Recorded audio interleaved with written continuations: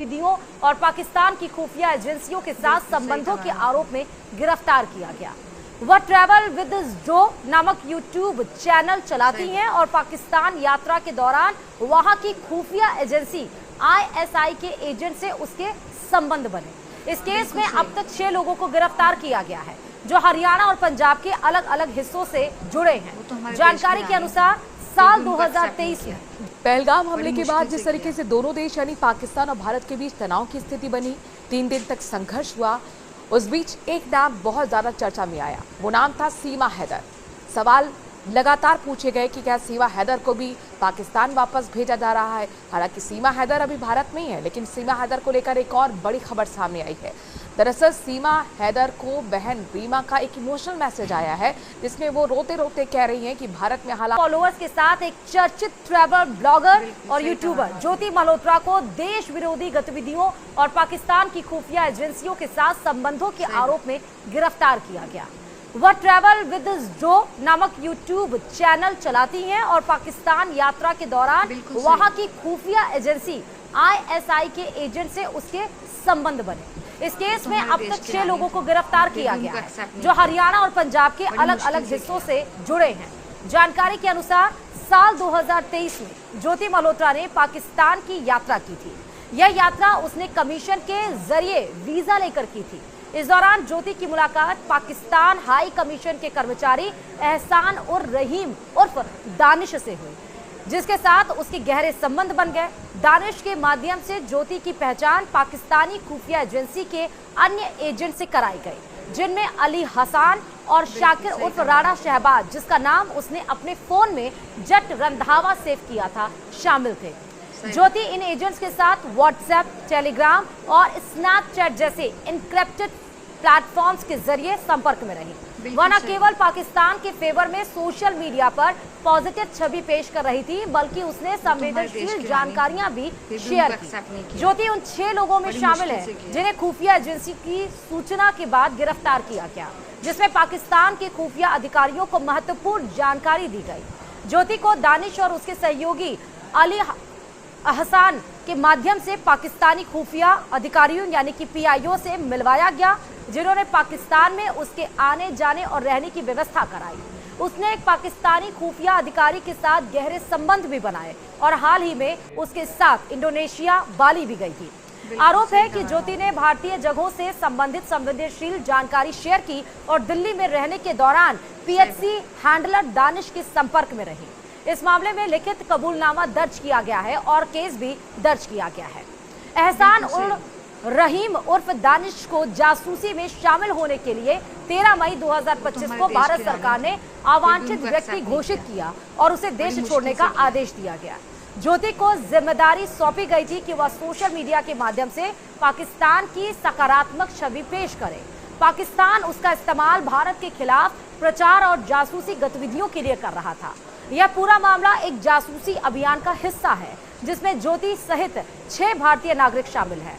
ये लोग हिसार, कैथल, नूह यानी हरियाणा और मरेल कोटला यानी कि पंजाब में पाकिस्तानी खुफिया अधिकारियों और PHC कर्मचारियों के लिए एजेंट या वित्तीय माध्यम के रूप में काम करते पाए गए हैं। भारत सरकार ने 13 मई 2025 को दानिश को पर्सोना नॉन ग्राटा घोषित कर दिया और उसे देश छोड़ने का आदेश दिया गया। वहीं ज्योति मल्होत्रा के खिलाफ भारतीय न्याय संहिता यानी BNS की धारा 152 और ऑफिशियल सीक्रेट्स एक्ट 1923 की धाराओं 3, 4 और 5 के तहत केस दर्ज किया गया है। अब इस मामले की जांच आर्थिक अपराध शाखा हिसार को सौंप दी गई है। यह केवल ज्योति तक सीमित मामला नहीं है, बल्कि इससे एक कड़े नेटवर्क का पर्दाफाश हुआ है जिसमें पंजाब और हरियाणा के कई जिलों के लोग शामिल हैं। ये सभी आरोपी या तो पाकिस्तानी एजेंट्स के संपर्क में थे या उनके लिए वित्तीय लेन देन का माध्यम बने हुए थे। जिन आरोपियों को अरेस्ट किया गया है उनमें 32 साल की गजारा भी शामिल है, जो दानिश के साथ वित्तीय लेन देन में शामिल थी और वीजा प्रक्रिया में मदद कर रही थी। इसके अलावा यामीन मोहम्मद शामिल है, जो दानिश को हवाला और अन्य माध्यमों से पैसे पहुंचाने में मदद करता था। वहीं हरियाणा के कैथल से देविंदर सिंह ढिल्लों को भी अरेस्ट किया गया है। यह पाकिस्तान यात्रा के दौरान संपर्क में आया था। उसने पटियाला छावनी के वीडियो पाकिस्तानी एजेंट्स को भेजे और इसके अलावा हरियाणा की नूह से अरमान नाम के स्थानीय मुस्लिम युवक को अरेस्ट किया गया, जिसने भारतीय सिम कार्ड्स मुहैया कराए और 2025 में डिफेंस एक्सपो की साइट तक का दौरा पाकिस्तानी एजेंट्स के निर्देश पर किया। सरकार और एजेंसियां अब सोशल मीडिया प्लेटफॉर्म्स पर सक्रिय संदिग्ध तत्वों की निगरानी और जांच को और तेज करने की योजना बना रही है।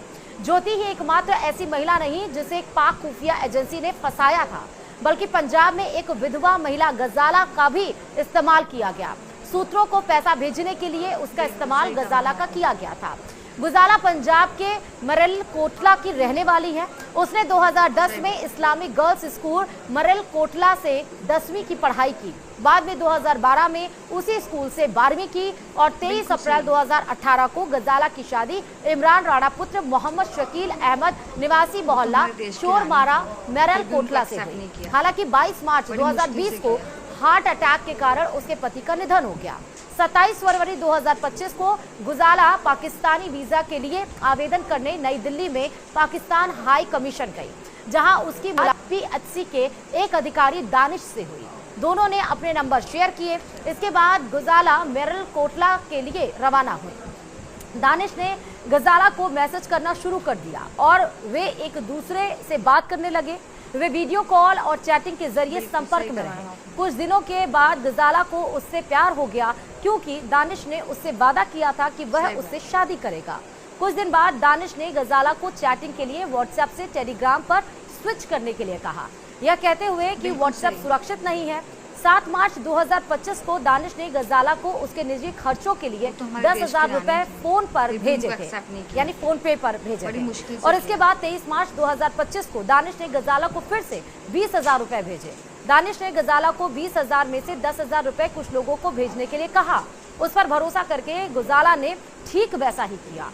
गजाला ने उसके बताए गए व्यक्तियों को 1800-899-699 और 3,000 की राशि ट्रांसफर कर दी। 23 अप्रैल 2025 को गजाला फिर पाकिस्तानी वीजा के लिए नई दिल्ली स्थित PHC गई।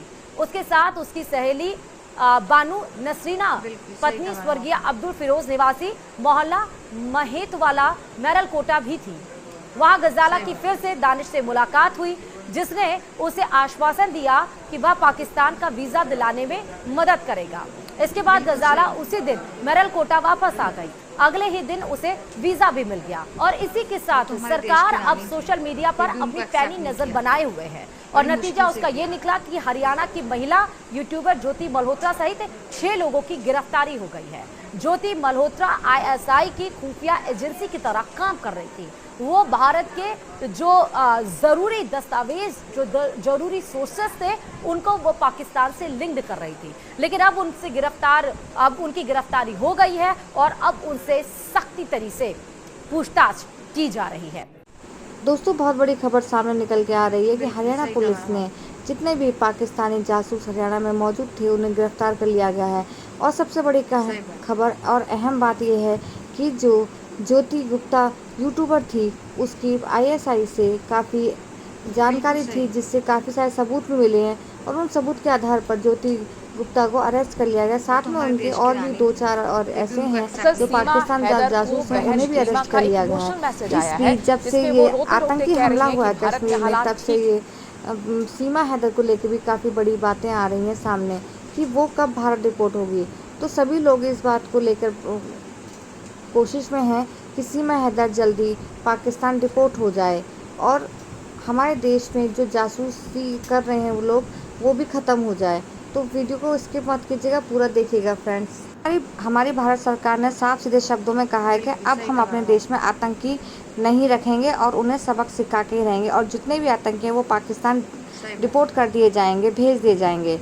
और ये सीमा हैदर के साथ क्या केस में होने वाला है वो तो आने वाला वक्त ही बताएगा, पर जो भी हमारे देश में आतंकी करेगा उसको हम सबक सिखा कर रहेंगे। तो वीडियो को स्किप मत कीजिएगा, पूरा देखिए और आपको मेरा वीडियो कैसा लगे कमेंट्स में मुझे ज़रूर बताइएगा और एक लाइक ज़रूर कीजिएगा, ज़्यादा से शेयर कीजिएगा। फ्रेंड्स, जब से ये ज्योति गुप्ता का न्यूज़ में काफ़ी चर्चित में हुई है, तब से लोगों ने और शक्ति अपना ली है, जिससे कि जो भी जासूस पाकिस्तानी हो और जो भी आतंकी हो हमारे देश में, वो शराफत से हमारा देश छोड़ के चला जाए, जिससे हमारे देश में अमन और शांति का, सुकून का पूरा महत्व हो। तो आइए फ्रेंड्स देखते हैं वीडियो।